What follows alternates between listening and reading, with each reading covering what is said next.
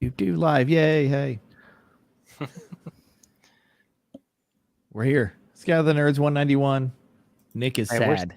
we're so professional with this game right now. It's true. I mean, we could throw the banner Hey, we're up. live. We can Hello. Hello. Did we I'm wait our Cav. 30 That's Nick. seconds? Oh, that's true. The Twitch 30 seconds. See, it was only like a halfway live. I'm Cav. That's Nick. That's Sam. What's up? Hello. Nick is sad. Nick, why are you sad? I am sad because I've just recently learned. I don't know how I missed this email, but I did. There is a pre-order for Star Wars Black Series Bo-Katan Kryze helmet, and I am a purveyor of Mandalorian helmets, and I have 3 of them in my office. And Bo-Katan is going to be at Dallas Fan Expo in July, and unfortunately, this helmet does not ship until November. Ooh. So that is Audi 5000. However, I may try to find some Ahsoka lightsabers and try to get those autographed. Well, I'm going to make you even more sad. Dallas isn't in July; it's in June. Or June. So if you show up in Dallas in July, you're going to be late. I glanced at that a minute ago. It's in June, but either way, it will not be there at all. My apologies on the wrong information there. Let's talk about Dallas for a second, because Dallas is our. It's in June. It's in June. June 17th. It's our favorite show, probably. Mm-hmm. I would say. Yeah, that's the worst. You say it's the worst? I'm just kidding. It's great. And we're gonna love it. him off the show. Yeah. Forever. Goodbye. We'll just sacrifice him as tribute. So interesting. So Dallas Fan Expo is coming up June 17th, 18th, and 19th. So 3 months from now, but it's never too early. Never to too start early. planning. Never too early. Lord of the Rings, Elijah Wood, Sean Astin, Dominic Monaghan, Billy Boyd, Ming-Na Wen, Giancarlo Esposito, Katie Sackhoff, Ashley Eckstein is going to be there. Rooker is going to be there because he's at every con. I'm convinced there's a clone. Gotta be, because he's been at all the ones here recently. Yep, Superman and Lois. We've got some Cobra Kai people coming. Martin Cove, William Zabka, Peyton List. Trailer Park Boys are going to be there. Some Legends of Tomorrow, and pretty much the entire cast of Clerks: Kevin Smith, Jason Mewes, Brian O'Halloran, Trevor Furman, and Jeff Anderson. Tell them, Steve. They're going to be there as well. You can't forget Data and LaForge. Yeah, good old Data and LaForge. They'll be there also. Josh, hello. It's good to see you. Oh, Josh. Man. Yep. So the Galaxy's Edge Ahsoka lightsaber package that apparently is available to buy when you're near the lightsaber store. You go, there's a store next to it that sells like kyber crystals and all kinds of stuff. You buy them there. Okay. The cheapest I can find them is $350. Sold. That's just crazy. I wish I would have bought them. I wish I would have bought them there, because holy cow. Now they should come in pairs, right? Now there are 2 different types of lightsabers. There's the ones from the Mandalorian, and then there are the Clone Wars, and the ones that I'm talking about are from the Clone Wars, because they are different. Because she turned them in at the end of Clone Wars. Spoiler alert. So there are some, a couple of voice actors there are going to be there as well. Will Friedel's going to be there. Troy Baker is going to be there, not selling his NFTs. But also Steve Downs, a.k.a. the voice of Master Chief. That's kind of cool. That's a cool one. I might have to get the Halo helmet signed, I think. Yeah, dude, for sure. So, yeah, it's gonna be dope. See, I could take that Mandalorian helmet that I have and have them all sign that. Oh, that would be cool, like a cast signing. Yeah, but it would never go back to work. Never. You'd have to have one to sign and one to whatever. Speaking of helmets, one to intimidate your coworkers. Speaking of helmets, that empty plexiglass case you can see over, I guess, is that this shoulder, that direction? Yeah, right there. That one, the one next to my vacuum. The Batman Robert Pattinson cowl goes in that case. I'm sad to announce it does not fit on my head, because I totally was going to wear it for the entire podcast. So wait a minute. You managed to pull that off and got a cowl from from the Batman? Well, it's their replica cowls from Batman. It's not like one of the like it's like the Black Series version of that. Gotcha. Okay. Yeah. It's similar to these two, to the Adam West and the Affleck one right there. I was just going to ask if it had glitter in it. There was no glitter in it. You can so also you know get it's not authentic. Yeah, Exactly. You can also get a full size Batarang complete with magnets and everything. I did not order Man, that. that was one of the cooler things about that suit, was the fact that was where the Batarang was. Like, it wasn't just magically on his waist; it was right there the whole time. Are we going to talk about the Batman today? We have to talk about the Batman. So. We've got to. But yes, man, it was so freaking good. I'm super pumped about Dallas. I hope it would be awesome if they got people from the Batman. We're 3 months out. There's still no telling what's going to happen guest wise. They usually like to drop another big name guest at some point. So we will be at Dallas. I believe that is said plan. Unless something crazy happens with this virus nonsense, that'd be the only thing that's stopping me. Yep, they'll be there. I've saved all my personal days. I'm taking them. It's the summertime. Yeah, I know, but we can talk off air about why that might be affected. And then a couple weeks later, I will likely be wandering around Denver. I'm going to be in Denver anyways, for something unrelated. So it's just going to be a weekend or several days of Denver. Climbing the mountains. I am going to climb the mountains. I'm going to stand on top of buildings and just say, "I'm vengeance." I am vengeance. And then just leave it at that. That's. But the Batman, okay. It's DC, so you have to go into that movie with a tiny, tiny bit of trepidation. Like, what are they going to do wrong? I left that movie the first time I saw it thinking like the biggest takeaway for that movie for me is we've never had a Batman movie like it. Like, period, end of story. You cannot compare that movie to any other Batman movie and make a direct comparison. It's true. And because of that story and because of kind of the originality to it, like, of course, I'm a Batman fan. You could put Batman made out of popsicle sticks. I'll be like, greatest Batman movie ever. But it was incredibly good. Like I've read some articles, like the complaints about the Batman. I'm just like, did you even see the movie? Like, they were leaning towards the things that Warner Brothers and DC have done wrong. Like, the movie was too long. They didn't show Bruce Wayne's parents get killed. I'm like, they didn't show how he was Batman. I'm like, what movie did you watch, dude? But as far as like a cool origin story, and there are some 66 call outs that only like, you have to kind of be a hardcore to see him. But to me, that was a really great interpretation of Batman. Now, obviously, I'm biased completely, so I'm curious as to what your takes are. Well, there were other call outs as well to the other previous Batman movies. I don't know what the guys with the face paint, somebody connected that with Batman Forever. Because of the guys with the face paint. I realize it was a little campy in that movie, but you could connect it there. Other people also connected it to Dark Knight Returns. Similar thing, with like a gang with painted faces and stuff like that. Yeah. I always think about I'll that. Stick with Batman Forever. Just I think of the drummer guys and the blacklight stuff. Yeah. So like, yeah, that was totally them. That was their cousins. Nice.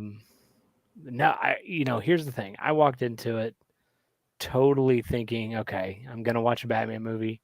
His parents are gonna die. He's gonna fight some people. He's gonna be broody. He's got a light. He's gonna be about vengeance. Yada. Boring. Then I was thinking, how on earth am I gonna make it through a 3-hour movie after the week that I've had on a Friday night? And I gotta say, I was not disappointed at all. I was totally thinking it was going to be not as good as what everybody was saying, because I think a lot of people just enjoy a good Batman movie. Nothing wrong with that. But totally, I was impressed. I liked how they kept it flowing. There were not any slow parts whatsoever. It wasn't just an action punch him in the face and make some fast camera moves and that's a movie. There was actually a story there, and it was really a good story. The thing that sold me on it, though, it wasn't from like a general comic book fan. It was Joni saying that was really good, and then the next That's day high praise. and then talking about it the next day. I can't believe that was a R movie or a PG-13 movie. Oh my gosh, it was so good that should totally be an R movie. Like, we still talk about it, and the fact that she can remember what she watched a day later tells me that it was a good movie. On top of the fact that I enjoyed it just as a fan. It's people would ask me my opinion, and I made it a point to be like, you have to understand, Batman can do no wrong. Like Batman and Robin, for all that it is, like, has a place in the Batman mythos. Like, it's the toy movie is what it is. Like, it's not this horrible. I mean, it's not great, but I'll watch it like once a year at least. Batman and Robin, Batman Forever, it'll happen. This movie was such a departure from what we've seen, because you look at, like, the Chris Nolan Batmans, and all of a sudden you realize just how much Batman Begins doesn't hold up, like, in time. It's not that it's a bad movie, but as far as an origin story goes, like, I know Bruce Wayne's parents get killed. This one had a little bit of a twist on it, which I thought was interesting. It's the hows and the whys and whatever. But I've seen that story. We've seen Uncle Ben die 500 times, like in Spider-Man. Exactly. Like, that's the we don't part need for that me. again. Yeah. Well, and that's the part for me that kills those longer term movies like that, is you see the same thing over and over again, a version of the same thing over and over again. And it's like, okay, we get it. Like, we get it. The casual fan understands. Yeah. We get When the it. casual fan knows the origin story, you might have told it too many times. Right. Like, you got to just tell a different story altogether. Yeah. So, okay, question about this before we dive too much deeper. With the origin story, there was a word that came up in the movie, and I meant to ask you this, but I was so exhausted when I went home that it didn't matter. Vengeance. Well, yeah. Vengeance. The term hush Hush. is mentioned. Is that a callback to the comic book arc? Hush happens later. But was that like an Easter egg for that? I don't know if there or was an it just fan service? It might have been a little bit of fan service. As far as like some of the call outs and things like that, like anytime you see the word, like you hear the word hush in a Batman movie, you immediately start like putting stuff together.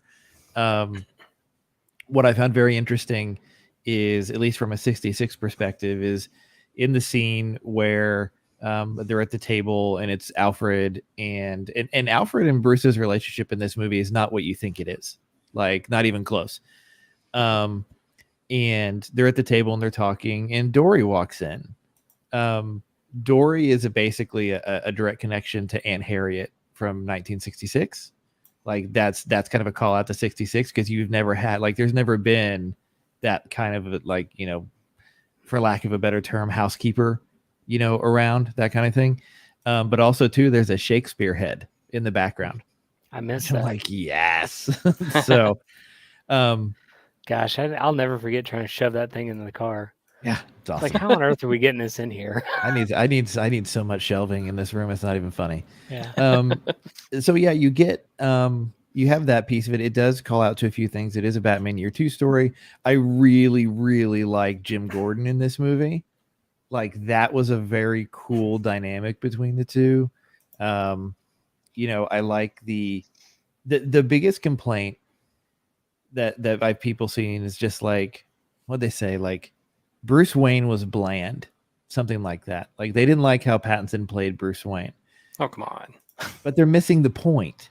And they even said it in the movie, like, Batman is the person, Bruce Wayne is the character.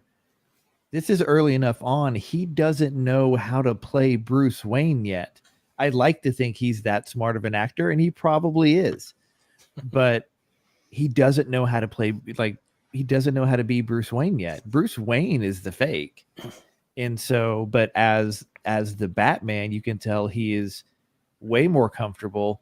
I really liked one of the coolest scenes for me is the introduction of the Batmobile, because it's purely audio the first time. Like, you just hear it, and then you see a little bit of it and a little bit of it. It was such a cool introduction. Like, that's for something that you saw in the trailers and stuff like that, you knew it was coming. You knew what it looked like. Even that introduction was still very surprising. I was like, man, that's a superhero introduction. Mm-hmm. But what's funny too, the Batmobile did exactly what Batman did. It crept out of the shadows. How did it get there and nobody knew it was there? That's the thing. That's the thing, Batman. Man. Come on.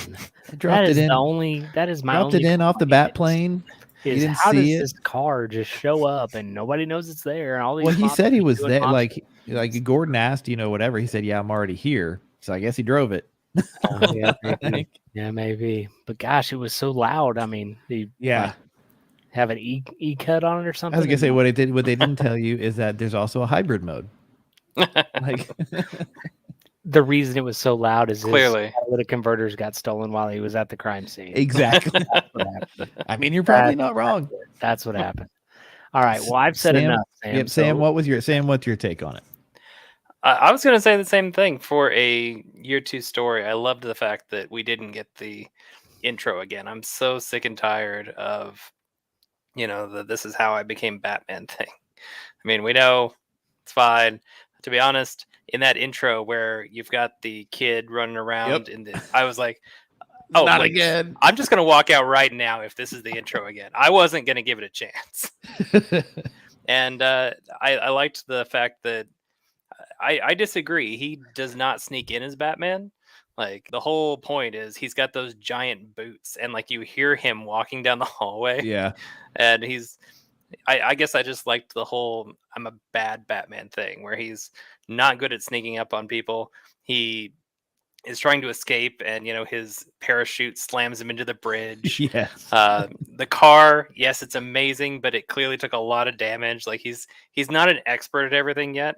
Yeah. He's still learning, and I thought that was fantastic. If I had a complaint, I'm going to say I have one complaint about the movie. The Batman theme sounds way too much like Imperial March. Yeah. I really want to know if we're just old enough that we're the generation that's going to remember that as the Darth Vader theme, and the next generation is going to say, "Oh, hey, that's the Batman soundtrack." Oh, probably.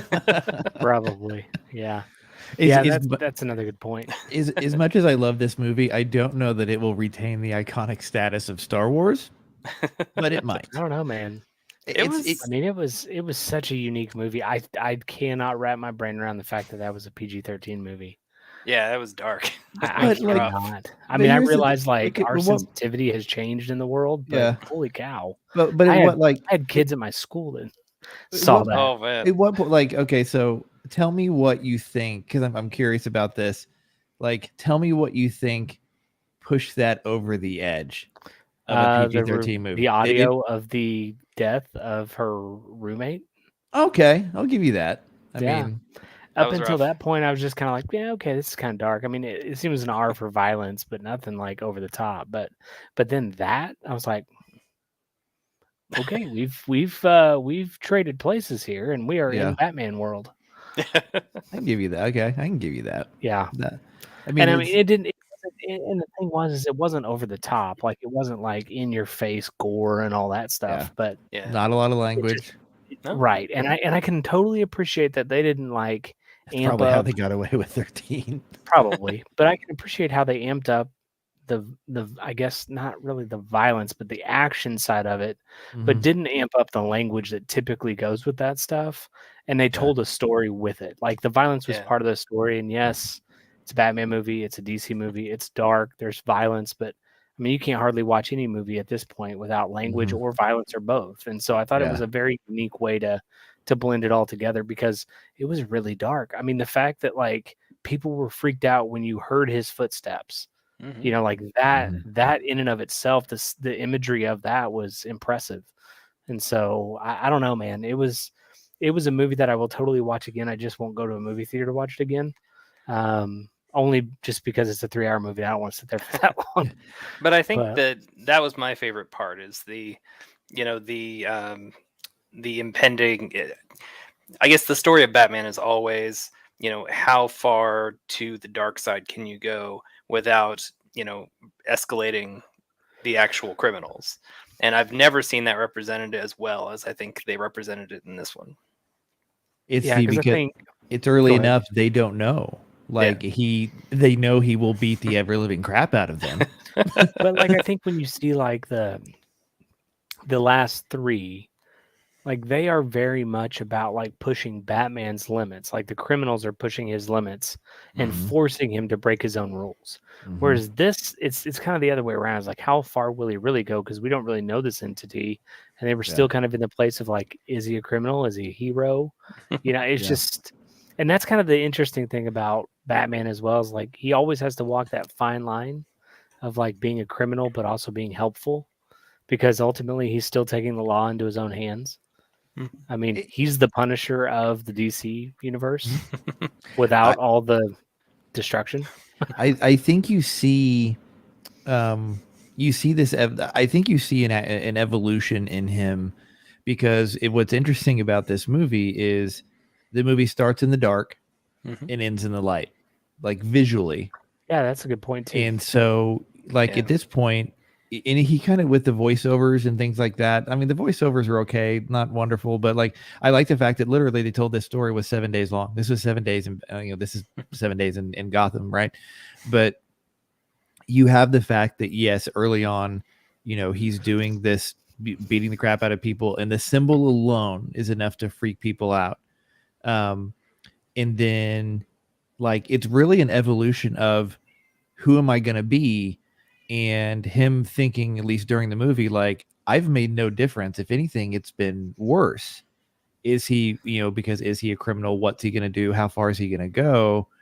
And then you see at the end where he's helping all the people and stuff like that. Literally, as the sun's coming up, you never see Batman in costume in the daytime. Like Dark Knight Rises was one of the first times you see that, whenever he fights Bane on the bank steps, which is the start of one of the greatest internet memes of all time, with the looks like he's singing. And so I think you see this evolution of him, and it's even kind of indicated in the voiceover after he says, like, I can make a difference. And so you see, I'll be very curious if whatever the next movie is he as dark and dramatic and as violent and brutal and whatever, or is he trying other tactics? Like, this was a detective movie above all else. Like, you get him in the room because clearly Gordon knows that this guy is a better detective than anybody I have. And the crazy thing is, he wears a bat mask, and you know what? I can probably trust him more than any of the other cops in Gotham PD. The other part of it that I liked, and I don't know if this is maybe more expressed in comics, but the technology that he had on him while he was at the scenes, like that was super cool. It's like, how does Batman know all of this stuff? Well, it's because he's wearing a contact lens that records everything, and then like that's a creative way to think about how all the things we've seen up until this point about Batman. I think Michael Keaton watching all the films on all of his computers back in the day, and it's like, well, how did they have all that? It makes sense now. Like, I don't know. It's really pretty cool, but I like the fact. The thing I love the most about the bat signal is how janky it was. Yeah. Like when you looked at it, you're like, how on earth is that even? Oh, wow, that really works. Holy cow. Yep. I mean, not gonna lie, I totally want to build one in my backyard. I just don't know if I need a permit for it. I feel like we can do it now. Yeah. Well, I feel like there might be some legality issues with that. Maybe. I mean, maybe it's more about power than anything. Being able to power a light like that. I was thinking planes, but it's a P word. It's fine, power. The about the technology thing, what I thought was really cool about it is, even though he had the contact lens that recorded everything, this was not a Batman that was super reliant on technology. Right. Even though he had the recordings and took images of it and stuff like that, this was a very, like I said, kind of a detective style, whatever. Like, like you said, that parachute suit failed him miserably. Yeah. He's still figuring it out. Yeah, because like cool he gets up to the edge and he's like, "Oh shit!" It was pretty cool to watch that, because that's not something that you think when you watch Batman. Like, you don't watch Batman fail, Yeah. Right. Like I think the last three movies were probably the only time we've ever seen Batman kind of waver. in his Mhm. ability to stop somebody. Yeah. And I don't know, man. It was just cool. I enjoyed it. I also like the fact that his motorcycle was just a cafe bike. Like it Mhm. was just a motorcycle. You know, What it wa- was didn't shoot rockets or anything. Like it was just a motorcycle. what was I found interesting is kind of in the background is as you're seeing, and every time you go into the Bat Cave, when he wipes off all of his eyeshadow, the if you look in the background, the bikes or his bike and stuff like that, like it's in pieces as he's building the Batmobile. So it's like he's literally taking parts from one thing and putting them on another. And so like the bike that's at the end is a completely different bike. It has the cool bat thing on the front, which is also kind of a 66 thing, which I thought was pretty cool. But yeah, like it's not anything like no supersonic EMP, no nothing. It's just a bike. And if Yeah. Catwoman wanted, by the way, like incredible portrayal of Catwoman, Mhm. like For so freaking good. And I mean, Yeah. Paul Dano is going to give people nightmares. He's the next Paul Rudd because that dude don't age. Yeah. Like, very interesting take on Riddler. Like you can't, this movie. I mean, it's two. I mean, really, it's two main stories. If anything, the evolution of Batman is almost third in that Mhm. you have this relationship with Catwoman, which should establish something pretty long term. As I hear the cats in the background, nice. You can hear that. I'm so sorry. Oh, you're fine. It's perfect. No, it's Ambient. perfect for what we're talking Exactly.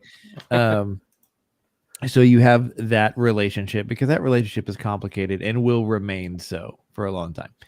And then you get this thing with the Riddler, which is he's still the smartest man in the room, but what he figures out and basically drives him to fix it in a very it just cracks his brain. Nice. It just cracks his brain in that all this, because he was left behind. There is the Bruce Wayne connection, that thing or whatever. I thought it was really cool. Like all the trailers and things like that. You thought for sure Riddler knew who Batman was in real life. Yeah, For sure. Like they built that up and built that up and built that up.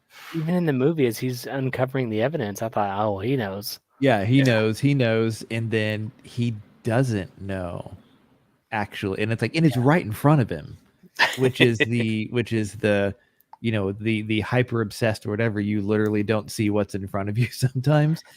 And can I just say, Colin Farrell did a fantastic job as Penguin. I don't know who Holy you're cow. talking about. Was he even in this movie? I didn't Yeah. see him. I told Johnny, I was like, do you know who the Penguin was? And she goes, no, who? I said, it's Colin Farrell.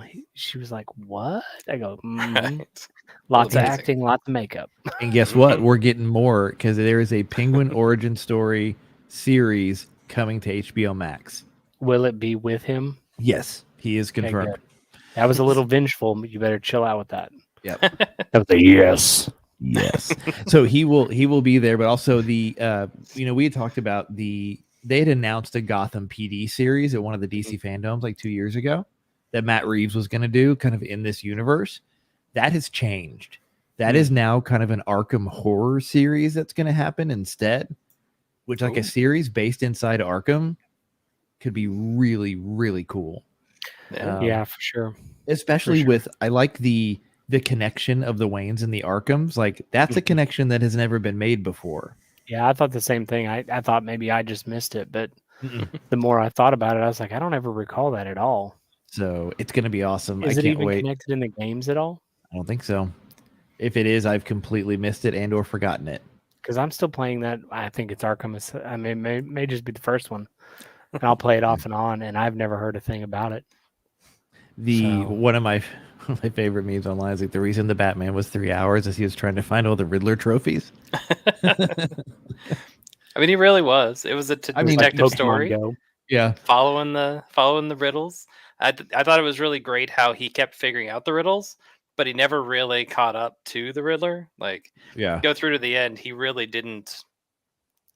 I mean, he saved the little kid, at the at the funeral, and he had some really interesting learning moments, but he didn't really stop anything. Yeah. which is a little disappointing. But Don't stand in front of a man with a bomb around his neck. Like, It's usually a good tip. yep. I think that really defines the character and sure. who he was becoming. Like you were Yeah. saying, Cav, he really he starts out in the shadows. He ends up leading people into the light because that's what they need. It's not the hero they deserve right now, whatever. And it was an exceptional, I think, growth for him as a character. One of my other favorite things was his 3 different ways of getting into the lounge. Like the first time he goes in as Batman, second time he goes in as Bruce, third time he just sneaks past. He just gets past everybody. It's like in the games where you're trying to figure out the best way in, where you have to kill the fewest people possible. So some people were talking about the twins there might be an analog to Tweedledee and Tweedledum from the Batman universe. Have spent some time with Penguin. Let's talk about the scene in the end in Arkham which is undoubtedly the Joker. For sure. I mean, they've confirmed it. Yeah, they confirmed it. There is precedent for Riddler and Joker together, but that was not a sequel setup. Apparently, there is a completely other scene that at some point Matt Reeves, I think he said he'll release, of those two together, showing him basically more of the Joker. So what I'm hearing is we need people to petition for the Reeves cut. Well, he said he's going to do it anyways. Like he's going to Snyder cut, but now we need the Reeves cut. You can't get away from it at this point. It's going to happen. So, now the thing is Joni, and that's the other thing that tells me it was a good movie, because Joni, when we got to the car, she was like, "That had to be Joker, right?" And I was like, "Whoa, what's going on? Chill out, nerd." Nerd cred. Yeah. So, but no, it was great. It was totally worth the 3 hours. It was great to be back in a movie theater with people for a big release. I mean, that was, I think the last time I was in a movie theater was with you, Cav, and we were watching Shang-Chi. And it was great. I mean, don't get me wrong, but it wasn't like an opening night or Friday night. Like, it was great to be back in that atmosphere again. Yep. It was something. And did you go see it Thursday? I did. So you saw it Thursday, and then we all got together Friday. Correct. Dang, 6 hours. But did you see it Saturday? I did not. There's a decent chance I go again this weekend. Like the first time I saw it, I just wanted to experience it, and the second time is what I really wanted to kind of dive into the details a little bit. But yeah, I mean, the entire cast is amazing. Gotham as a character itself is amazing. There's a lot of Batman fan service that's in there. Like in the opening scene, we're like, oh gosh, here we go. Like his parents are gonna die again, and the kid's the ninja and all that other stuff. That's very much a League of Assassins call out. Like that is very much what that is. It's just a little. Go ahead. I mean, it's definitely that. I mean, the debate online is at the end when Batman takes a shotgun to the chest. And then Catwoman's basically about to be murdered. He injects himself with something green. Yeah. Is that supposed to be Venom? Is that Venom or is that not Venom? And so the timeline is a little hazy on that. I don't think it fits, but his reaction to it very much fits Venom. And there is Batman story precedent of basically him getting addicted to Venom and stuff like that. So you have to wonder, like, was it Venom? Yes or no? I don't know. Could have just been adrenaline, but does adrenaline make you that angry? Like, I've never tried. I don't know. And so, but I thought that was really, like, to me, that's an interesting, is it not type thing. And people are still talking about it. So, I mean, there's undoubtedly going to be a sequel. It hasn't even opened in China yet, and it's already done $500 million. So worldwide. So yeah, we're good. Like we're getting another one for sure.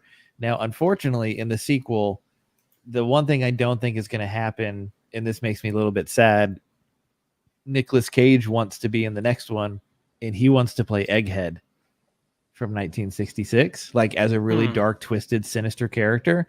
If anyone can do it, it's Nick Cage. But I just don't think they're going to go there, unfortunately. Maybe not. I see him more of as a King Tut.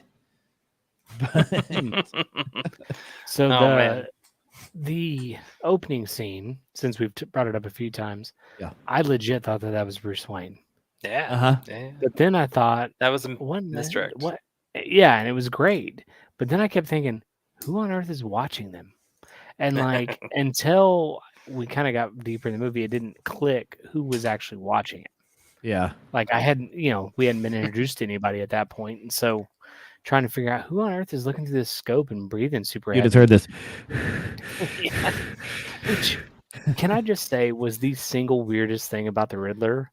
Right. But I get it because like of what he was portraying himself as. Like I understand where he was and why he would, because he had something over his face. I mean, he was having a Yeah. hard time breathing just as a result. But like that was the single weirdest aspect of that character.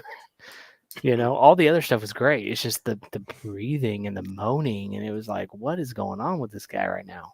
Yeah. And then when he kills him, I didn't even realize that was the Riddler. I thought, well, who's this guy? So yeah, when he anyway. doesn't walk in green spandex, like with the like Yeah, the I don't know Riddler what to do suit. in that situation. Yeah. Can I just say though, I'm glad that they didn't try to make it a comic book movie. Like they made it a movie, and it was about Batman, and it's a comic book character, but they didn't, like, the Riddler didn't stand out in a crowd in his question mark suits, Yeah. And the Joker, we didn't even see him, but it, Yeah. for the most part, didn't seem like the Joker either. It was totally different. So We assume he wasn't a clown walking around in the just subway. I mean, I'm gonna assume. Yeah, I think it is I think it took some of the best parts of DC Comics and those stories and things like that. It took some of the best parts of that and, like you said, made a movie out of it and did the things you can do in movies, which is harder to do in comic books, which is like give Gotham scale. Mhm. Like, and Gotham is a living, breathing, soul sucking thing. And the Iceberg Lounge was super cool. Like that was fun. There's a lot of that's the thing. You can go into that movie not even being a Batman fan, and I would be shocked if you didn't enjoy it for what it was. Yeah, I think they made Batman and the story of Batman more human, if that makes sense. For sure. Like you get the first, the latest trilogy, and yes, it's more humanized, but then it's also like super wealthy, and it's the traditional theme of Batman. Mhm. Whereas in this one, it was kind of like might be broke, might not have any real money, and it's just it's a more human story. So But billionaire broke does mean you only have like $10 million. Like this is true. This is true. But even his relationship with Alfred was wholly different because it Mhm. was very adversarial. It was, Yeah. They alluded that, Alfred taught him how to fight. Mhm. And speaking of fighting, and then we'll move on to one other thing. It's in the trailer, but one of my favorite scenes in the movie is when he's fighting all the thugs and he's coming in, and the only lighting you're getting in the shot is the muzzle flash. And you're seeing him almost like he's in a strobe light. You just see him in various cuts. It reminded me a lot of that Daredevil hallway scene, almost like just kind of this really kind of gritty, type whatever, but the lighting in it was so cool.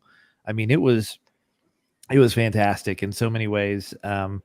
Visually, like I said, it was a dark and gritty movie, but sometimes like if you do a dark movie, like a dark Batman movie, there goes is like you kind of lose the detail as it was. Like Gotham itself is just kind of muddy and you lose the detail. And this one is like Gotham is portrayed as this dark, dreary, rainy city, but it never feels like it's like you feel what it is in terms of what that city is and how it is. It's not just like here's a generic Gothic city that's dark and rainy all the time. Like there are parts of Gotham and things like that you kind of get a sense of, and where you shouldn't go, and the club within the club and all that. Like, yeah, it was super cool. I could talk about Batman for 3 hours and then go see it. So yeah, it was definitely worth the view. Can I make one more complaint? the use of the word hope in the end, that was the one thing that ruined an otherwise perfect movie. No, the perfect movie. So Riddler, he was actually confronting all of his victims except for Bruce. I really wanted for him to go break into the mansion and sort of mirroring that first scene where he's just kind of standing in the background and the mayor doesn't know he's there and he's just hiding. I wanted him to be doing that, and then Alfred to walk by in the front and just smack him with the cane. Would have been amazing. I hope we get more of Alfred in the next one. I feel Alfred like was so good. I feel like there's a lot there. You didn't get a lot of him, but I feel like there's a lot there because that leans much further on the Alfred is a former special forces type spy, more of the Gotham he was TV, cracking the codes and more of the Gotham TV Alfred than the traditional I'm a butler Alfred. Yeah. So, which was nice. It was a good. It was cool. It was super cool. All righty. Let's see here. What do we want to talk about next? I could talk about Destiny 2 Witch Queen, or we will get to that for sure. Let's stay on movies. I have not yet watched said trailer. So what is wrong with Miss Marvel? What is okay. From and Sam, correct me if I'm wrong, because my only introduction with Miss Marvel is as the following. It's this character, and it's in the superhero girls stuff that Harper was watching, and then also in some Spider-Gwen stuff. So it's in that side of the universe. So like she speaks to Captain America in the trailer, but it's not Steve Rogers. It's America Chavez. So it's a different. It's a whole different universe or whole different multiverse version of Earth, essentially. But my understanding is, in the trailer, you don't see her stretchiness, which is really kind of a hallmark of the Miss Marvel character, being able to make herself larger than life and stretch out, similar to how Mr. Fantastic can. And so I think that as of right now is the largest complaint, is that people feel like they've taken away a good chunk of the character, when in reality they just may not have shown it in the trailer. But it's she's very representative of people in the world, and I think that's pretty cool, being this current version of her being a Muslim superhero. That's pretty dang cool. That's representative of people that enjoy comic books. And so I don't know, man, I loved reading about her and watching her on some of the shows that Harper watched earlier a few years ago. And I mean, it's just pretty cool to see, like, it's not the traditional linear Marvel universe that we're used to with like Iron Man and everything. It's kind of like the strong women's side of Marvel, and it's pretty cool. I hope they bring into a couple of other characters. She's obsessed with Captain Marvel, and Mohawk Captain Marvel at that. Not the one we were introduced with at first. So I don't know, man. Sam, what's your take? Well, I was gonna say you I think hit it on the head there. The concern seems to be that they're giving her kind of these cosmic powers that allow her to kind of do the non-stretchy things, and I guess people are concerned that they are saving those for Mr. Fantastic when they bring him in, and they think that's kind of a I don't know, I guess a betrayal of the character, because she has that youthful exuberance, that excitement about discovering her powers and being able to do all those things. And I mean, I'm sure they'll still be able to represent that in a way if they don't have that represented on screen. But it's, I don't know, people are always worried. Sure.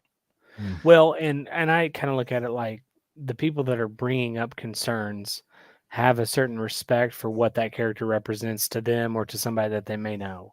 Yeah. And being familiar with those the powers that she has had, to see it on the live screen, that's probably troublesome, if they don't see their favorite parts of it. But she's also a kid, and she's kind of discovering her powers. She's not an adult. The part that does kind of look a little weird, the trailer's awesome, by the way. I mean, totally go watch it. The first trailer, right? The first one? Yeah. I mean, Harper and I watched it yesterday, and she was like, "Oh my gosh, I want to watch that show." People need to calm down. Yeah. So we're already invested here at my house. But the thing that does concern me is, as I'm looking at the still on that article, her powers look a lot like Captain Marvel's powers and how they manifest.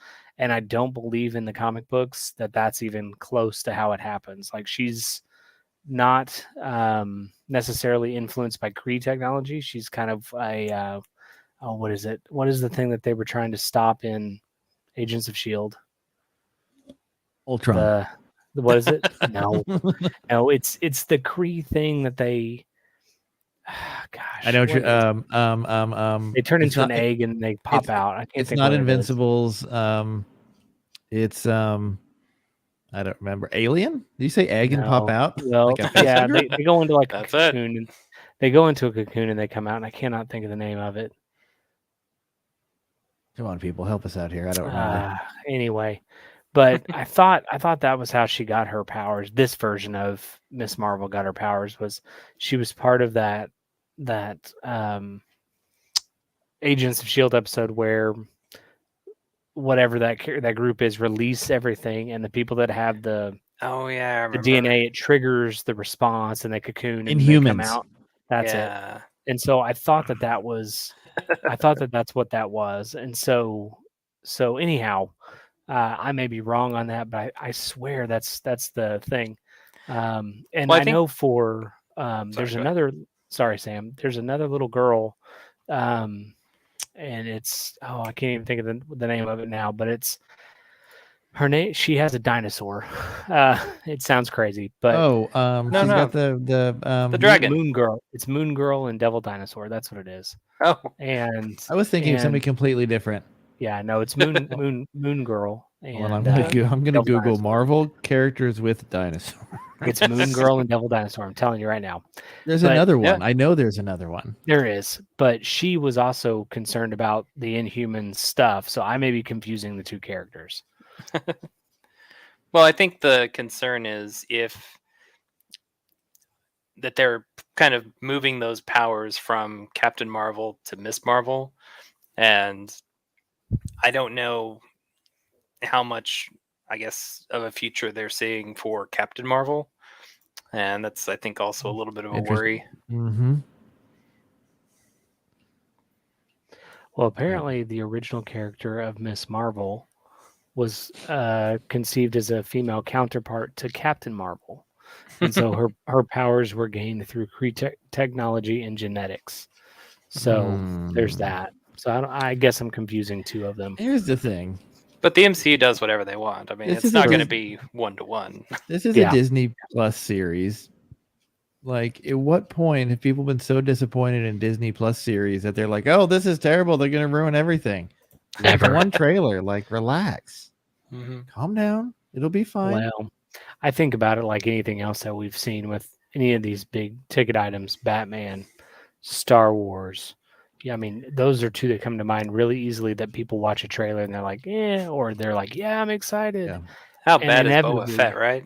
Right? Boba Boba Fett Fett. was There you go. There's awesome. another Mandalorian. I mean, it's like sometimes I think as fans, you get so caught up in what you love that you forget to realize that some of the stuff that you love in a comic book doesn't really work well on a screen, and there has to be some changes, you Mhm. know?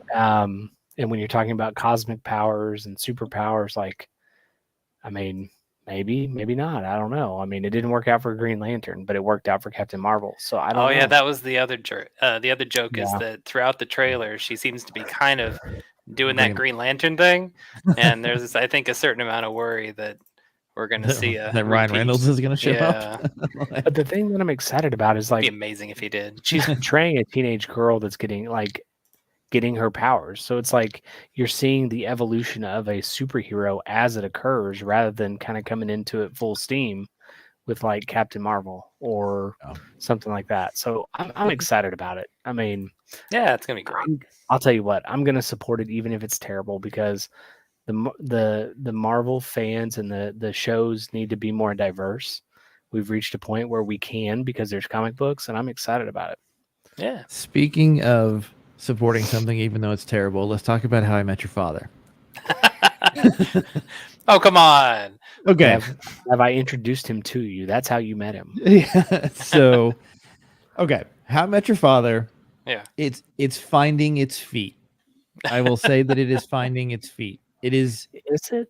as every episode has gone on, it's kind of get there. Like the first few episodes, they are trying so hard to be How I Met Your Mother. It's obvious.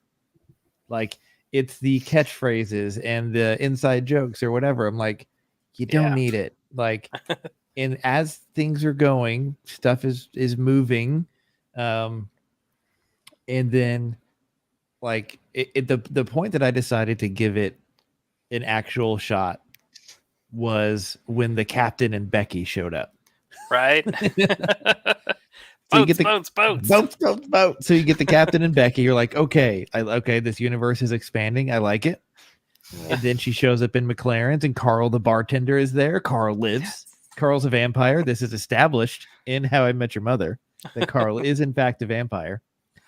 And then who else shows up? Robin Scherbatsky herself, who at this point in whatever timeline they're in is a very well-known famous reporter. Who apparently got gored in the. She's famous for random things like going to the bull running or whatever and getting gored in the rear end. So, man. So it has already been renewed for a second season. We will get more. I feel like it's leaning, like I said, it's trying so hard to be How I Met Your Mother. Especially that last episode. Oh, for sure. I mean, direct parallels. Yeah. I will say the part of the thing that I really didn't enjoy early on was the future mother, Kim Cattrall or whatever. Like, it was obvious she was reading a cue card. She didn't have the character. Like, it was very flat. But as it's gone on, like, there's more and more life and substance to it. I think that's also happening with the characters. So I think it has potential. The downside is I was at hockey practice last night for like an hour, so I watched the last episode of How I Met Your Father, and then Hulu then started the first episode of How I Met Your Mother, and I'm just like, at that point you realize just how much lightning in a bottle How I Met Your Mother really was from the very beginning. Yeah. And so we're getting another season, so we'll see how this goes. I actually just finished my rewatch of How I Met Your Mother. I say just finished. I did not finish the last episode. I was about to ask the refuse question. to. I will not. And it's a much better experience if you don't taint your experience with the last episode. But I think what we saw in the new episode of How I Met Your Father gives you the perspective and the time you needed to make the original one okay. Like, there's those that, like, everybody I think that watched How I Met Your Mother loved it, but the people that are the most angry about it, like myself, are the ones that never quite sat right with the ending of it. Yeah. And I think if we can kind of interweave this new story with those characters and see more of like what that world is and what those old stories meant and led to, I think that might give more meaning to the end and give a little bit more closure to everybody else. Could be. I mean, especially if they pull in characters every couple, once or twice a season, and you might get this sort of, I mean, you almost call it like a Ted redemption arc a little bit. Like, no. There's no redemption for Ted. I don't care about Ted. My anger is Barney. Barney had this amazing arc from just slime ball to fantastic human being. And in 30 seconds, at the last part of the last episode, they were like, never mind, he's scum again. And that's okay, because if you're scum, you're just going to stay scum forever. Well, and I thought that was a terrible meaning. Okay. Oh, I'm sorry, you're right. His life was changed, and he did everything differently moving forward, even though they showed us nothing to make us think that's the case. Yes. But I'm saying this is their opportunity. Bring in Barney. Say, hey, he's going to mentor this kid to not be the crazy person that he was. Or even better, mentor him to be, I'm going to show you how to live. Oh, man. I rewatched the episode where he gets totally drunk at his bachelor party or whatever, and he just finds, or no, it was the night before the wedding, and he just finds two kids on the highway and says, I'm going to tell you kids how to live. And he spends the entire night. He takes them to some magical strip club that just appeared out of nowhere. He's like, let me tell you why you never wear jeans to a strip club. Writes down all the plays from the playbook on like napkins and leaves them with them. They're like, what is this? I don't know, but it feels important. You hope at some point those kids show up Oh, there you Like, go. Yeah. yeah, I mean, there's a lot to it, but here, I mean, I don't know if this season's over now for How I It Met Your is. I Father. think that was the finale. If it is, like, it's 10 episodes. It's not a huge time commit. Go watch it. There are high points and there are low points. It's worth it. Let's see here. Can we talk briefly? Have you guys seen the Obi-Wan trailer? Oh yeah. Oh my gosh. Can we just spend like a minute on that? Maybe 40. We'll The open the fact floor to you, that sir. yeah, well, I'm just saying the fact that like this is one of those time periods in Star Wars that like nobody really like you start out and he's an adult. So you miss all of the stuff and like to know that he's watching over him and they've managed to bring back the Obi-Wan that everybody saw with Anakin. Oh Mhm. my gosh, man, so cool. And I love how they've already made like Luke looking to the future, not focusing on what's right in front of him. It just looks good. They brought the Inquisitor. I Oh mean, yeah. dude, the Inquisitor was such a pivotal piece in like Rebels. I mean, how could you even tell a story without the Inquisitor at this point? Does look a little bit like a Conehead, but we'll hope that changes a little bit. But oh my gosh. And then also they tied in the video game. So the newest what is it? Fallen Jedi? Fallen Order. Fallen Order. Order, that's what it is. So BD one is in Mandalorian. Okay. And so that's from the video game. And then they have the Seventh Sister, which you fight in the game. And then you also see both of those characters in the game. And they're in the background as Inquisitors as well. Like, it's just how they've kind of tied it all together. I'm like, oh my gosh, this is so cool. So excited about this. Love the memes about it as well. Saw a thing where it's like he's looking through the binoculars and Luke's there. And then it shows, it shows Obi-Wan's face and he's got black circles around his face and Yoda's laughing in another scene. Like, that's epic. I love it. I love it. So that's all I wanted to say. It's Watch so good. Obi-Wan. It's going to be awesome. It's so good. It's so good. Totally worth it. Okay. We have a ton still left on the agenda, so I'm going to condense this relatively quickly since we're running a little short Well, on you time. just go ahead and put another feather in your lap. Yes. All right. Netflix is, in addition to increasing prices, they're also essentially enforcing in some countries, the United States not being one of them. They are Yet. exactly enforcing people sharing passwords, where now essentially you'll have the option to add an account on for like $3 a month or something like that. And they're like, look, we realize that people have been doing this for 10 years. They've got a lot of history. They even developed a mechanism to take your history of the stuff that you've been, of your history of the Netflix stuff that you've had and import it into your new account. I think that was Obi-Wan's hair that we just saw on Sam's screen. It's funny. So I didn't realize how big the picture was. So you have, I mean, the end times are nigh. It's coming. Well, and they raised prices as well. Yeah. Now it's $19.99. There he is. I just need DVDs delivered to my mailbox. Yep, exactly. Right? Yeah, let's go back to that. Yeah. So the end times are nigh. I heard a commercial on the radio today when we were running around, and it was like the magnetic strip in your VHS tapes only lasts about 20 years. And I looked at John and I go, great. The 6 boxes of trilogies that I have are worthless now. Oh, great. man. I've got the regular. I've got the special edition. Like, it's pointless. I've got the ones that we recorded from HBO in the attic. Like, does anyone want to join us for the Gather the Nerds VHS burning that we're going to have out behind Cav's house sometime? Yes.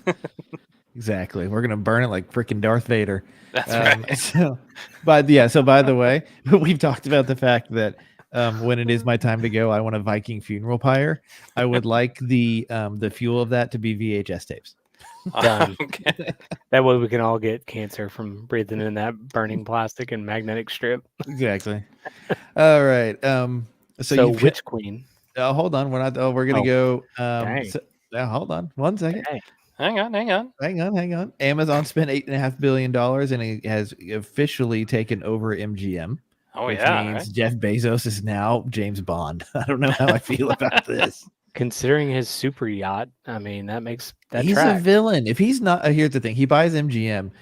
He's egotistical enough that he would either be or make a cameo as a Bond-ish villain, something like that, Mhm. in his super yacht, or a super yacht's going to be in the next Bond movie. That's what's going to happen. Here's the thing: I've got a plot for that. So Yeah.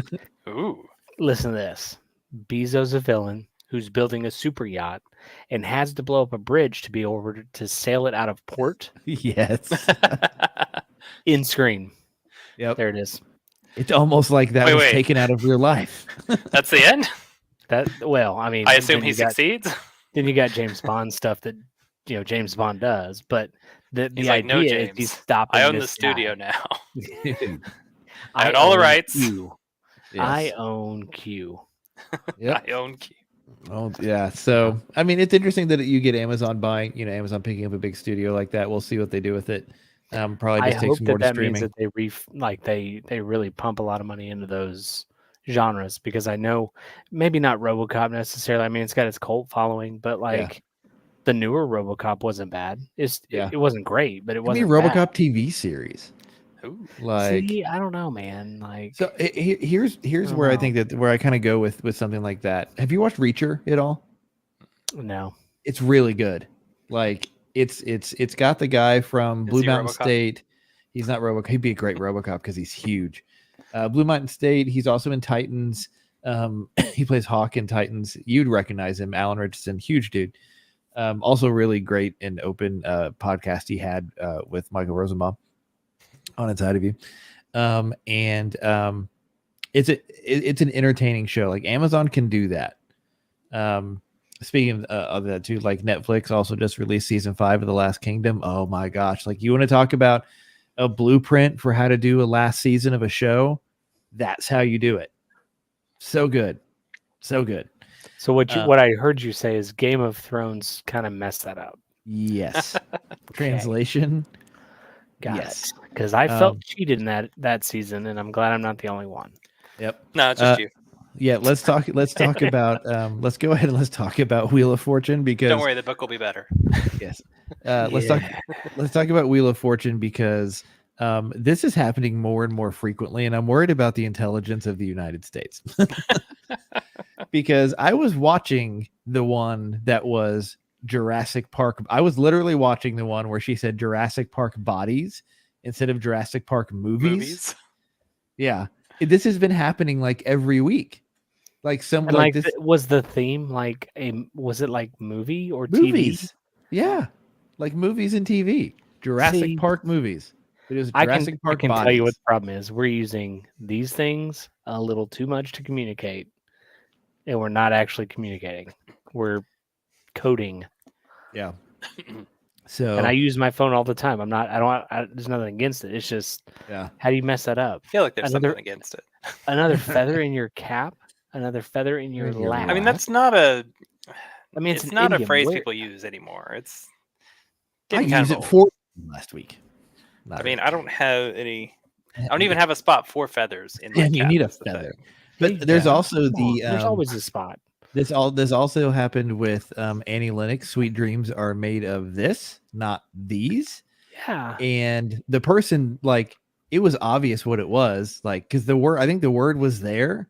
It said sweet dreams are made of these, because that's what it sounds like. But apparently the lyrics are sweet dreams are made of this, and Twitter is full of, I'm 30 some odd 40 years old. I just now learned that that's the actual lyric. To be fair, though, that's a tricky one, simply because 100%. I mean, come on.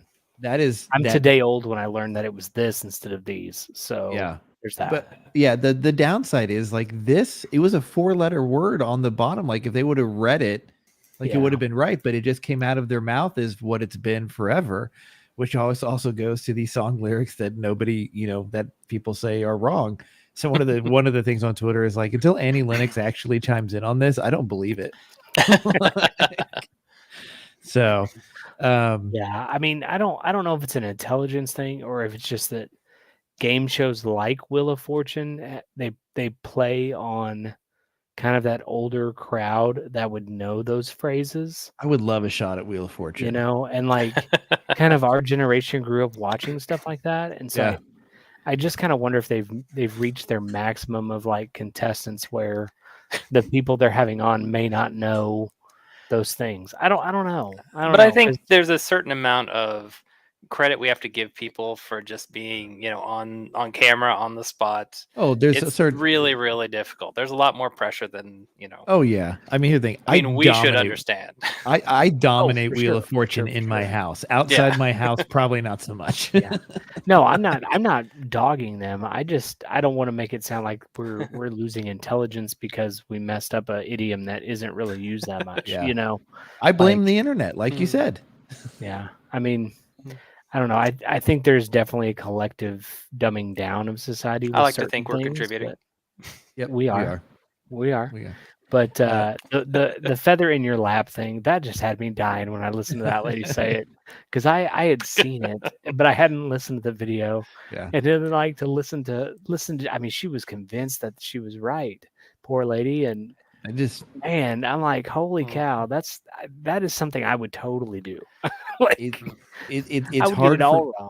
It's hard for me to watch those things because it just like drives, I think empathy is the right word, into overdrive. Like I just can't, like, it makes me physically uncomfortable to watch stuff like that. Like that's why, like, shows like Impractical Jokers and things like that are really funny, but there are times that I just can't watch it because like I have a physical reaction to that happening to people. Well, it's the human side of you that's full of hope. That's lies. That takes over. I mean, it's the human side. He's got a point. Yeah. Okay. It's in there. It's buried deep, but it's in there. Yeah. I'm not. And Samuel L. Jackson has not died in a movie, by the way. Yep, he says he's still alive in Jurassic Park. I hope we see him in the next one because I think everybody else is going to die. Star Wars, well as Star Wars, and Star Wars. How. Yeah. Yep. Don't know how, but the Force. I mean, does things. The Force is with him. Died off screen. Yes, the Force is with him. It's true. It is. Real quick thing. I'm sorry if you had Kentucky in your March Madness bracket. They lost in overtime. A 2 lost to a 15. I was watching that game. And then a 5 lost to a 12. Yeah. So your brackets are busted, people. What? I was watching that right before we came. I was wondering who won. Already. This is the craziest NFL free agency I have ever seen. In true Cleveland Browns fashion, they go all in trying to get Deshaun Watson, basically say out loud they want an adult at the quarterback position, insulting Baker Mayfield. Deshaun Watson says, I don't want to go to Cleveland. They're like, oh, Baker, we love you. Baker's like, peace, I want to trade. In Cleveland's response, no. It's insanity. It is absolute insanity what's happening right now. It's wildly entertaining. And Steve, for me, I see those things like that story, and the human side of me kicks in, because for him, he's got to save face with how they just trashed him. Yep. And they trashed him publicly. Yep. And for me, I have a huge issue with that. Like, if you got something to say to me, say it to me. We're not spreading it everywhere else. Like, we can resolve whatever it is. And if we can't, we can't. But talk to me. That's why I would not survive as a professional athlete, because that crap happens all the time to them. Yep. It's insane. And here's the thing. It's Cleveland. Nobody should be surprised. Yeah, but still, I mean, like, that kid's still, I mean, he's young. He's going to have a family at some point. I mean, like, man. What's and like you said, you trash him publicly and you wonder why he doesn't want to come back. Yeah. And seems like a no-brainer to me. Exactly. And to me, like, in Cleveland did something, like, me and one of my buddies at the office have been talking about this nonstop for 2 days, because like every 30 minutes it's some crazy contract. And like Cleveland traded away a lot of their weapons. They brought somebody back in, and then they traded away a lot of really great players. Or whatever, assuming that they were going to get Deshaun Watson. Then they didn't. Now Cleveland's got squat. And like, not only did you publicly trash me, now I've got, like, I don't have a team around me anymore. Of course I don't want to play for you. It's crazy. Yeah. Well, and what's also wild is like we watch shows that dog athletes out. Yeah. Like SportsCenter, not always dogs them out, but there are other versions on that channel that do. And it's crazy to me. Like, I don't know, man. I've been guilty of it myself. Like, these are athletes. They get paid all that money. They should be able to do this. But like at the end of the day, like they're human beings too, regardless of how much money they make. My favorite NFL player is Chase Daniel, former quarterback at Mizzou, has been a backup quarterback his entire career, just broke the $40 million in earnings mark with a new contract with the Rams. And you know why he's done that? Wow. His football IQ is insanely high. He is a great backup quarterback, and he puts team first, and he's been rewarded for it team after team after team. That is an athlete. He's only somebody did the math. He's thrown, I can't remember how many receptions. He basically got paid almost $250,000 per reception in the NFL. He's made that much money. It's crazy. Smart businessman, great teammate. That's important. So, yeah. Let's talk about Witch Queen. Oh, Witch Queen. Oh, Witch Queen. So good. Okay, Like, so I'm hooked back in, by the way. Yeah. Oh, I just haven't played this week, but I've been a little busy. Oh man. Like this is I'm behind because I played through the story mission pretty much all by myself. Yeah. I had Josh help out like twice, and the last one was on the final fight. Yeah. I had missed the instructions because Harper and the dog and Oh, my wife no. were all talking That at makes once. the final fight very difficult. So I had no idea what I was trying to accomplish, and I kept dying. So I just frantically sent him a friend request or a party request, like, "Dude, you got to help me out." And then like it was done, and right after him, he says, "Oh yeah, you got to do this." I'm like, "Oh, would have helped if I'd known that." Yeah. Just had no idea. Started playing as a Titan. Nice. So I'm understanding why you guys like it so much. It definitely suits my ability to take a lot of bullets. So For sure. works out real well. But it's been a fun story so far. I'm kind of interested to see how far behind I am once I can sit down and play it. But it's maybe tomorrow. This is a like Taken King revived Destiny 2. I think even Sam was still playing then. And well, Sam was playing when I played, so he played through. Yeah. What was it? Rise of Iron. That's what Destiny it was. 1. Yeah. But that was when Sam was still playing. Yeah. And then what are you saying? So Taken King was this expansion that really kind of revitalized the game. But that wasn't Destiny 2. That was 1. That's 1. Because I played through all of them. Okay. Yep, that's Destiny 1. Yeah. And then Witch Queen reminds me of that because like not only does it bring a tremendous amount of things to the story, brings things like weapon crafting, stuff we've never had before, brings a whole new weapon set, whole new aspects and things like that. Like the story part of it has been top tier. The gameplay part of it has been great. The new raid is just bananas good, both visually and in mechanics. Like here's the thing. Like I can send this to whoever would like it. Here's our official call out sheet. These are all the symbols in the raid. And you need to know what this is. And yes, that says Cannonball Victim Gregory. Poor Gregory every time. The thing is like I'm trying to get my light level up so I can jump into some of the raid. Yeah. Because I'd like to do those. I will take you through Vault of Glass. You could probably do Vault of Glass now. Vault of Glass for sure. I'm at like 1506. Oh, you can do Vault of Glass for sure. Yeah. But I want to do the new one. Yeah, the new one's really good, super mechanic heavy, but a lot of fun. This has been one of the greatest like Destiny expansions in some time, like universally loved for the most part. The glaive is a really fun weapon. Yes, like it is. if you play Destiny and then you put it down because you're bored with it or whatever, I highly, highly suggest you pick it back up. For the story alone, for some of the gameplay stuff that they've done, some of the Void, different. We're getting new subclasses every year or every season. I think it's every year. Like they just redid Void because nobody played Void, and now Void is stupid good. Mm-hmm. And they're going to do Solar, then they're going to do Arc. Like there's a lot into this game now that there's so much like there are more things to do in a week and still get to level up and things like that than than there ever were before. It used to be you could be done with your weeklies in like 2 hours. Now you need days. And if you don't get stuff done, it's not that big of a deal. Like you don't have to, like, you can power scale fast enough that it, even not doing that stuff, that it gets you there. So spent a lot of hours in it, and will continue to do so. Like Witch Queen's been out for 2 weeks, 3 weeks. about 3. Yeah. So February this is week 4, isn't it? 22nd, February 22nd. Yeah. I'm already season 100. See, that's crazy. I think Matt's like 150. Like Jeez. now Matt runs multiple characters, but it is well worth it. It is so much fun. Like I said, if you've been on the fence, you want someone to take you through like Vogue. Like I know Vogue very well at this point. The new raid, like I have the mechanics. I feel like been getting some amazing Sherpa runs in with the clan. For me, the hardest part is going to be knowing where to go because it is so expansive. Like Vogue, it's hard to get lost. You really can't wander off too far. Yeah.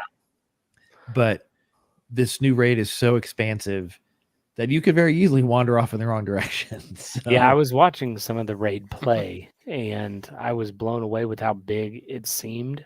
Like on a scalable size of things. yeah. So it looked like a lot of fun. And like I said, my goal is just to get back up to the level to where I can do some of those things. But Yep. the other thing that I think has helped this expansion is it bumped everybody up to a certain level. 1350. Yep. Whether you had played or not, like if you start out, you're at Sam. that point.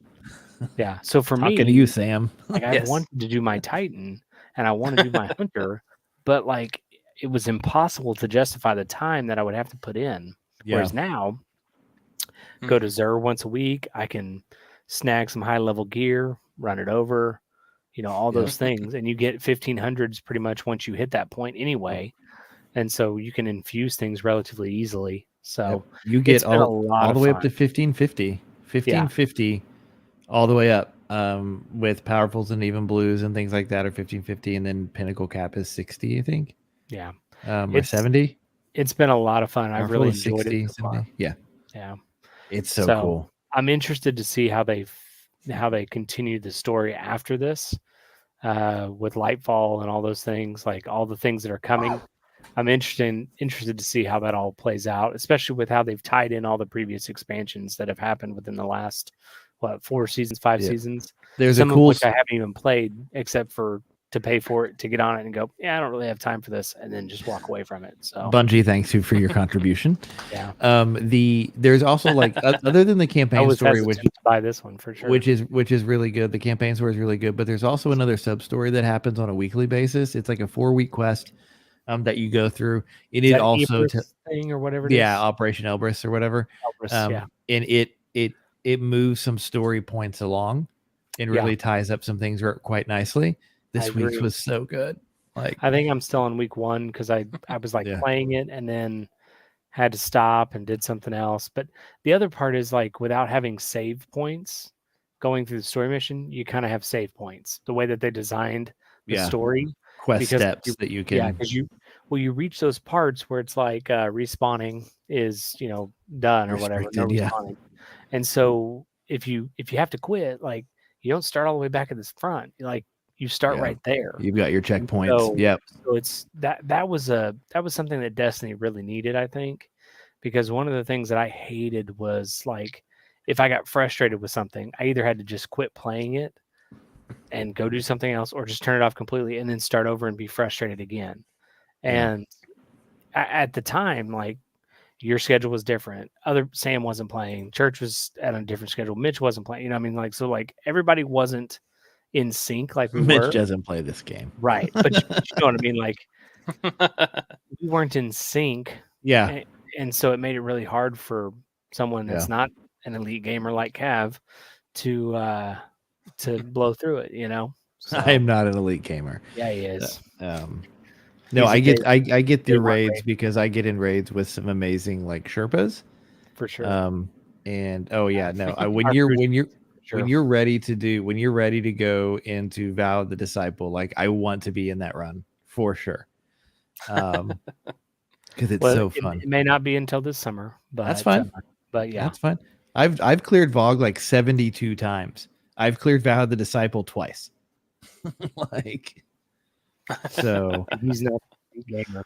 yeah, but it's really good. So if you're on the fence, jump back in, come play some games. It's so good, and the story's really good. It's just yeah, Bungie's really kind of found their stride. And man, like with everything that's going on, like in the story and all the lore and stuff like that, the fact that Sony now, owns Bungie and they want that IP and stuff like that to bring it to movie and television, like just give me an animated series. Just give me a Destiny animated series. That's all I want. So you can't tell me you couldn't get Nathan Fillion to do a Cade something, do like some early stuff with Cade, things like that. Like but there's so much there. Shut up and take my money. Yes. So it's really good. But yeah, it's worth playing so much. So I'm even like it's Iron Banana this week. I haven't played it because I need alcohol when I play Iron Banana, because that is the one part. PvP is still very broken, at least in my opinion. Like I'm a very casual PvP player, and I don't like dying that much.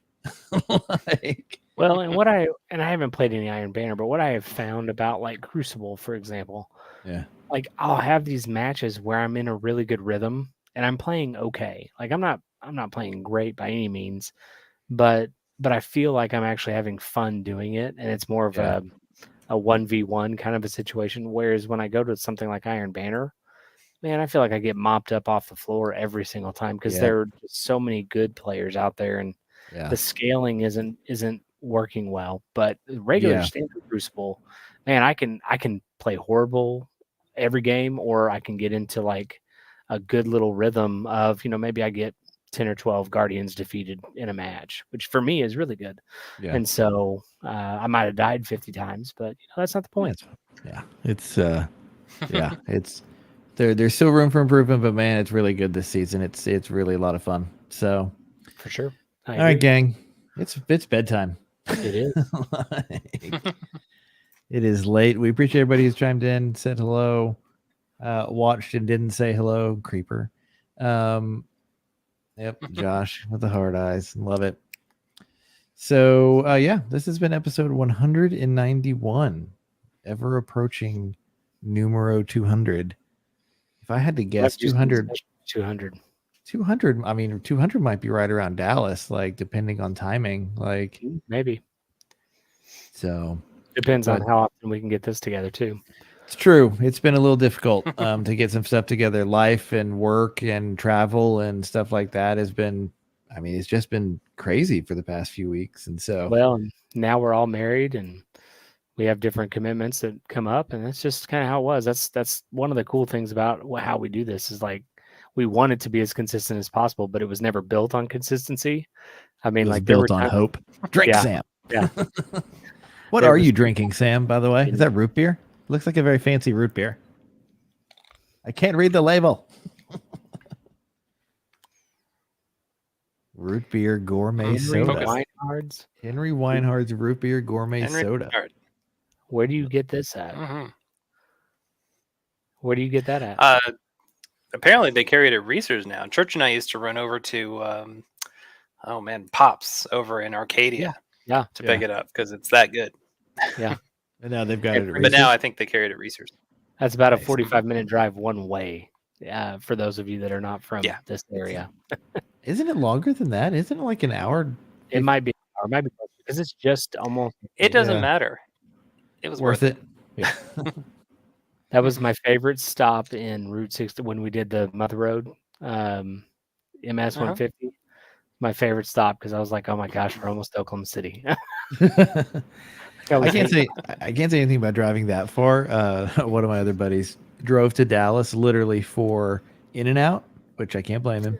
It's good. And this special edition Sam Adams something. Literally drove to Dallas for it. Came in this fancy bougie bottle, like this whole thing. It's some like they'd only do like 200 bottles of it. It's some like it's crazy, but yeah, literally just drove down there, got In-N-Out alcohol, and came home. So, yeah, I mean, whatever. What you gotta do. Yeah. All right, gang. Episode 191. Yeah. It's go ahead. Really good. Recommend it. Nice. Not sponsored, but Henry Weinhardt, if you're listening, Henry, I know you're a person. Question: caffeinated or non-caffeinated? None, I believe. 'Cause I'm there's kind of a ru- lightweight when it comes to caffeine these days. because there is some. Yeah, I don't It's, take caffeine. it's kind of 50. There's like most root beer is not caffeinated, but I think Barks is caffeinated because it has bite. It is. Yeah, because it has bite. Yeah. So But yeah, lots to celebrate this week. I know we didn't talk about it. A lot of new stuff on Game Pass. Everybody should try Tunic. It's amazing. I saw a ton of second volume streamers. of the Psychonauts 2 soundtrack's out.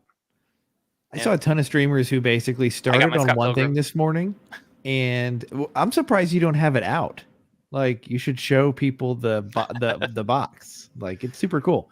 Yeah. I saw a ton of people who started with a different game this morning. By the afternoon, they were all playing Tunic. So Amazing. Hannah and I played it at PAX South like 3 years ago, I don't know. And we loved it, and we were so excited that it was, going through development and going to be coming out, and that kind of surprise made me so happy. nice. Well, I'm as bummed we ours. didn't get to talk about that. I guess we'll have to wait until next week for sure. Yeah, here's the thing: it's either that or we talk till 11 o'clock. I think we all want to go to bed. Like, Yeah. at least I do. I'm kind tired. of at that place So I'm just saying, reason to celebrate.